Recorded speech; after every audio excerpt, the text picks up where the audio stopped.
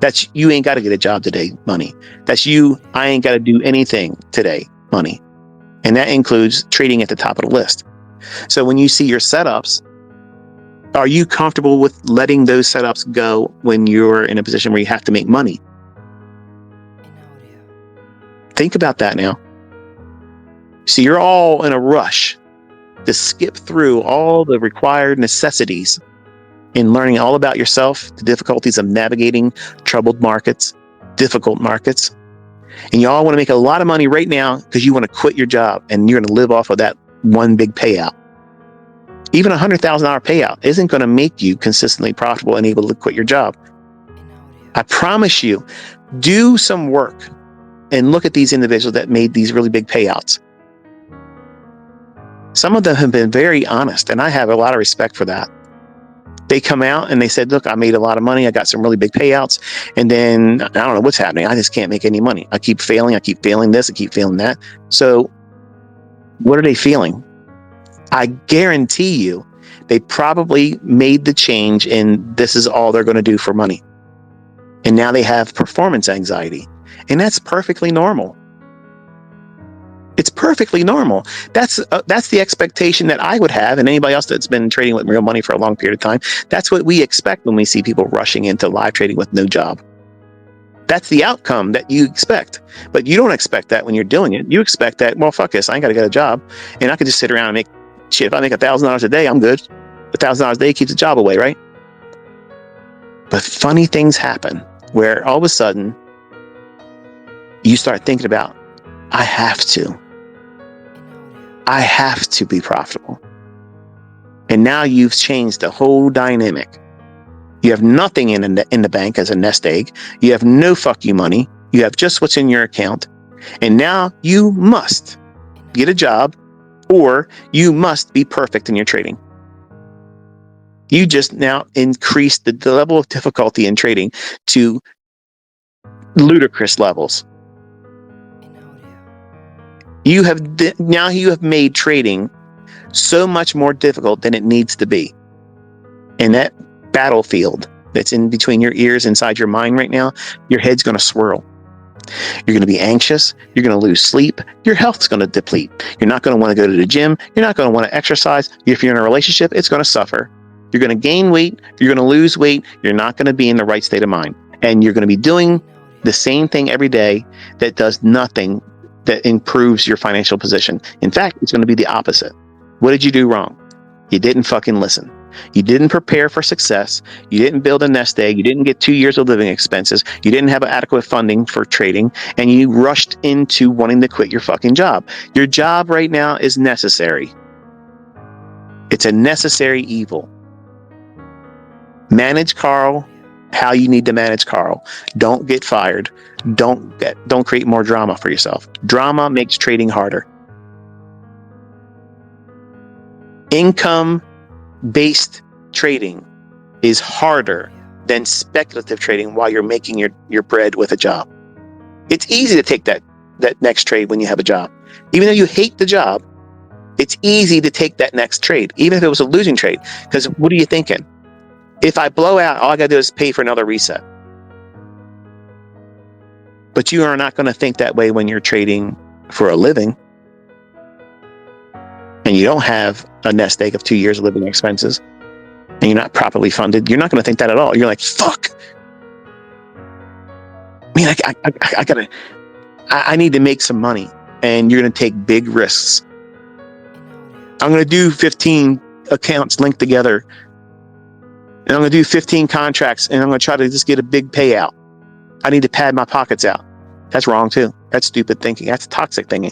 That's financially illiterate. That's someone that has no idea what the fuck they're doing with money. And you're making it harder for yourself.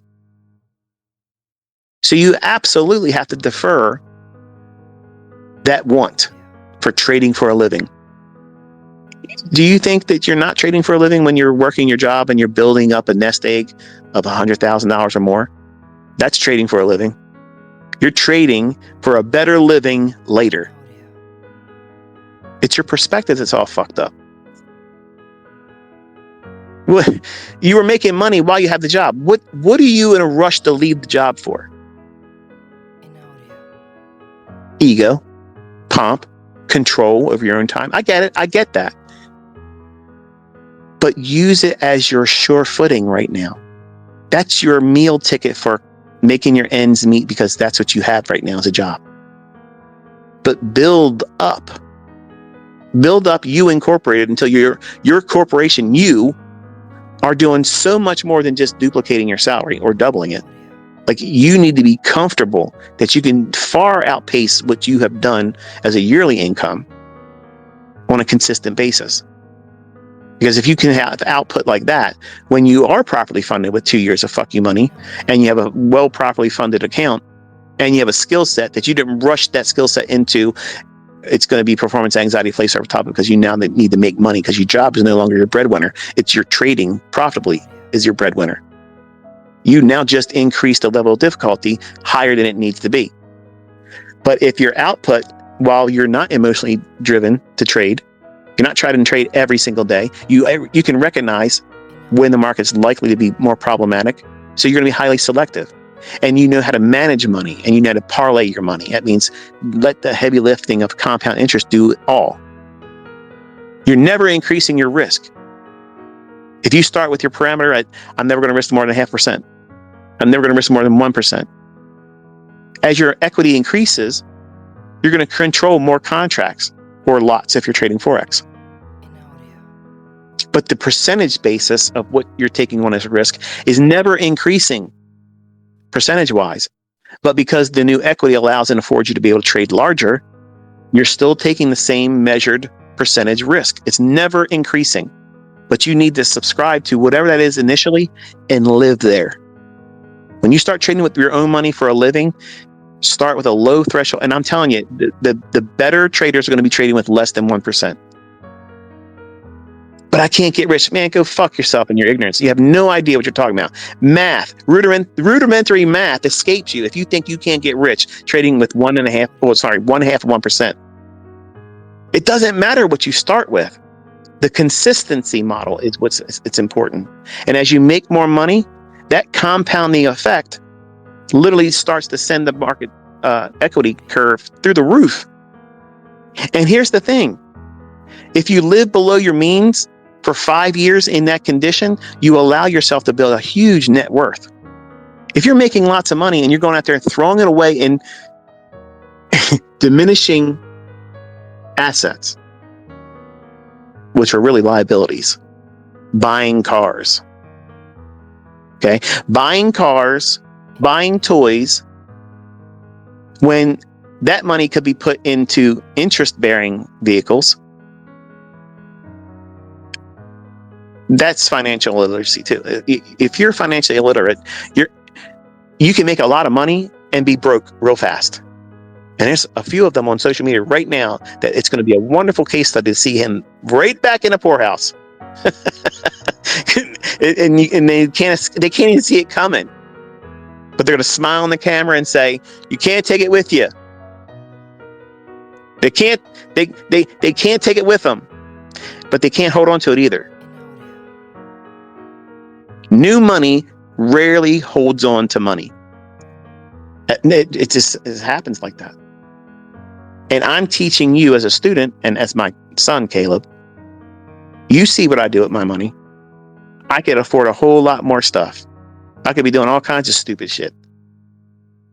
But that's not what financially literate people do.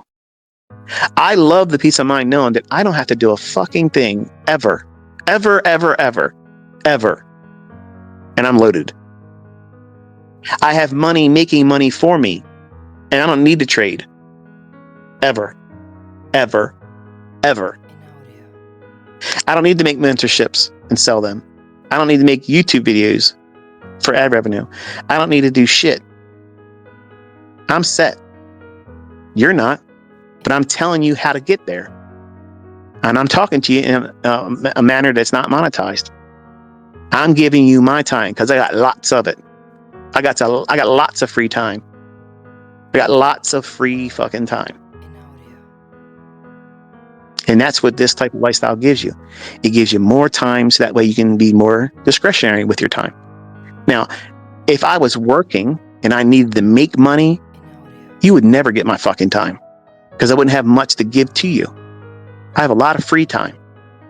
So I make allowances for things like this as a teacher, as a mentor, and it's not monetized. In my mind, it's monetized because I know that what I'm telling you is valuable, because I would have loved to have this given to me. I would have loved to have someone cheerlead me and tell me, how should I be thinking about money? How should I be thinking about how I make money? How should I be thinking about myself as a corporate entity? How can I enterprise myself so that way when I spend money, everything I spend is tax write-off, and I diminish my taxable income, instead of saying, I'm gonna have a really good paying job. Fuck your high paying job. When you buy gas and you buy food and you travel, you're paying all that fee, and you're still paying the income taxes based on what you made in income. I'm not doing that. I'm paying less taxes than these people that make lots of money in their professional careers. I'm paying less taxes than them. I'm being paid to go on vacation. I'm being paid to go out to fine restaurants and eat dinner and invite family members and talk about business for 5 minutes, and then I'm done. Hey, how's business? How's trading? How's this? How's that? Talk about it for a few minutes, bop, bop, bing, there it is. It's a write-off. If I have something catered, it's 100% write-off. When you have a function for your family, you can't write that off. It's just coming out of your pocket because you're financially illiterate. Most people are not told these things. They're not taught. They're not aware that there's a way that you can live your life as a corporate entity. You're an enterprise. When you live differently like that, everything you do, you're rewarded with having to pay a less tax bill because you're spending the money. Well, when you have a job and you have more money, than most people, because you have a high paying job, yeah, you're spending money too. Most people do. They like to keep up with the Joneses, the expression is, trying to live up to the expectations of looking equal, if not better, than your neighbors. There ain't nobody in my fucking neighborhood's got as much money as I got. None of them. And I'm not trying to keep up with anybody. I'm content. I spend most of my days in pajamas, walking around in my house, doing what the fuck I want to do, being introverted. I'm an introvert. I'm not a person that runs around and tries to get attention. I don't care what people see me have or what they think I should have. I'm comfortable in my own skin.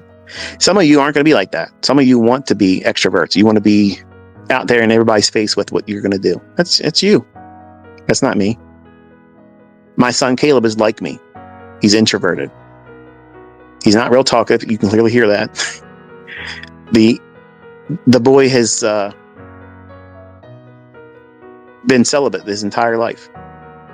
He's had girlfriends, but he's been celibate. He's not been with anyone yet, by choice, because he wants that one person that he feels connected to. So there's a lot of characteristics that I have that he has. And I'm trying to do the best I can as his dad, knowing how I hurt myself as a young man when I started making lots of money. I'm trying to prepare him, because if he sees lots of money fall into his hands by his own efforts, I don't want to see him change for the worse. And money tends to do that. Money tends to corrupt, twist up, and change the perspective of wholesomeness to that of ego, pomp, arrogance, self-centeredness, and desire to be looked up to and worshipped. And that's all the characteristics I adopted as a 20-year-old when I started making money. I would have been a menace on social media back then. Like, it would have been nuts. And that's the things I don't like about myself. I don't like those things. And I can tap into that sometimes to get things all stirred up, to get people paying attention and draw more people to the channel or to this Twitter space stuff. And I can teach them.